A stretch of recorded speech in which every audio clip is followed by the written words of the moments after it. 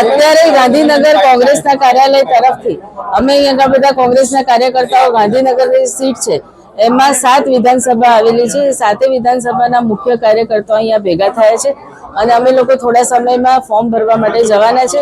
તે વખતે અહીંયા આગળ અમારો પ્રચાર તો શરૂ થઈ ગયો છે. ફોર્મ અમે ભલે આજે ભરીએ છીએ, પરંતુ જુદા જુદા વિસ્તારોમાં કાર્યકર્તાઓને મળવાનું, લોકોની વચ્ચે જવાનું, એ રીતે પ્રચાર ચાલુ થઈ ગયો છે અને અમને જબરજસ્ત પ્રજાનો પ્રતિસાદ મળી ગયો છે. સૌથી મોટી મુદ્દો જે છે ગાંધીનગરમાં જ્યારે અમિત શાહની સામે લડવાની વાત છે ત્યારે આખા દેશની નજર આના ઉપર એટલા માટે મંડાયેલી છે કારણ કે લોકશાહીનું ખૂન થઈ રહ્યું છે. લોકશાહી આજે એમાં પ્રજાના અને લોકોના અવાજને દબાવવામાં આવી રહ્યો છે. સરકારી જે મશીનરી છે, ઈડી હોય, સીબીઆઈ હોય, કોઈ પણ વિરોધનો અવાજ દેખાય અને પોતાના ફાયદા માટે લોકોને દબાવી એમાં રાજનેતા હોય. આજે પહેલી વાર એવું બન્યું છે કે સીએમ જે ચાલુ હોય તે સત્તા પર હોય ત્યારે એમને જેલમાં ધકેલવામાં આવ્યા છે. તો આ બધા કારણે દેશમાં લોકશાહીની જગ્યાએ આપણે એક તરફ ડિક્ટેટરશીપ તરફ જઈ રહ્યા છે અને એને કારણે આખા દેશની નજર અહીં આગળ એટલા માટે છે કે નરેન્દ્ર મોદી પછી અમિત શાહ જે ભાજપના સેકન્ડ લીડર ઇમ્પોર્ટન્ટ કહેવાય તેની આ સીટ છે અને અહીંયા આગળ જે ગાંધીનગરના પ્રશ્નો છે તેના કરતાં પણ વધારે પ્રશ્નો જે આ દેશના આખા પ્રશ્નો છે તે ઇમ્પોર્ટન્ટ છે અને ચોક્કસ લોકો એનો ફેસલો આપવાના છે કારણ કે એમાં આખા દેશના લોકોને પણ મીટ માંડીને બેઠા છે.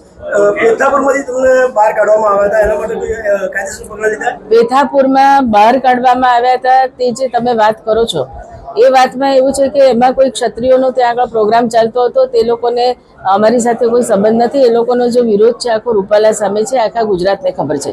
કોંગ્રેસે પણ ક્ષત્રિયોની વાતને સમર્થન આપ્યું છે, પરંતુ ત્યાં આગળ ભાજપના પદાધિકારીઓ આવી ગયા ને એ લોકો ફરી વળ્યા અને અહીંયા આગળ પ્રચાર નહીં કરી શકો એવી જ્યારે વાત કરી ત્યારે અમે ઇલેક્શન કમિશનને ફરિયાદ કરી છે અને એની સાથે સાથે અમને એવું લાગે છે કે ભાજપ જો એક બાજુ વાત કરતી હોય કે અમે આટલા બધા વોટોથી જીતવાના છે ત્યારે કોંગ્રેસના ઉમેદવાર હજી પ્રચાર શરૂ કરે છે તે વખતે પ્રચાર ન કરવા દેવો, આવી દાદાગીરી કરવાની જરૂર શું એ વિચારવાની જરૂર છે.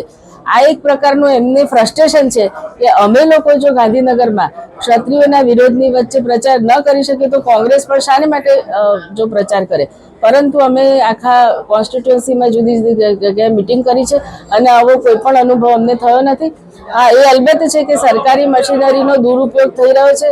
અમારા અહીંયા આગળ ગાંધીનગરના જિલ્લા પ્રમુખ, શહેર પ્રમુખને આઈજી દ્વારા બોલાવવામાં આવે છે. મને ખબર નથી પડતી કે પોલીસે એ લોકોને પોતાની ઓફિસમાં શાને માટે બોલાવવા પડે.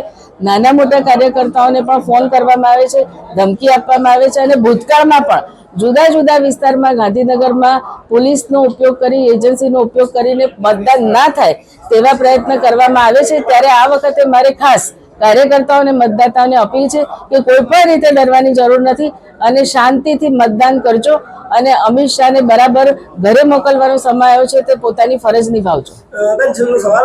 ભારતીય જનતા પાર્ટીએ 26 સીટ જીતવાનું કીધું અને અમિતભાઈ લગભગ 10 લાખની જે લીડ છે એક કે છે.